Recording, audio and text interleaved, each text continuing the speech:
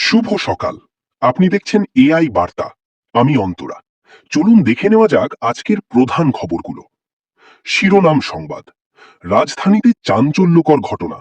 এক তরুণীর হত্যাকাণ্ডে অভিযুক্ত গ্রেপ্তার। তদন্তে নেমেছে পুলিশ। মাদক বিরোধী অভিযানে বড় সাফল্য। একাধিক চক্র ভেঙে দিল আইন শৃঙ্খলা বাহিনী। ভুয়া ভিডিও ও সাইবার অপরাধ নিয়ে সতর্কতা। নাগরিকদের সচেতন থাকার আহ্বান। বিস্তারিত সংবাদ। রাজধানীতে ঘটে যাওয়া চাঞ্চল্যকর ঘটনার জেরে নিরাপত্তা ব্যবস্থা নিয়ে প্রশ্ন উঠেছে। পুলিশ সূত্রে জানা গেছে, ঘটনার তদন্ত দ্রুত এগিয়ে চলেছে এবং অভিযুক্তকে গ্রেপ্তার করা হয়েছে। অন্যদিকে মাদক বিরোধী অভিযানে আইন শৃঙ্খলা বাহিনী একাধিক চক্র ভেঙে দিয়েছে।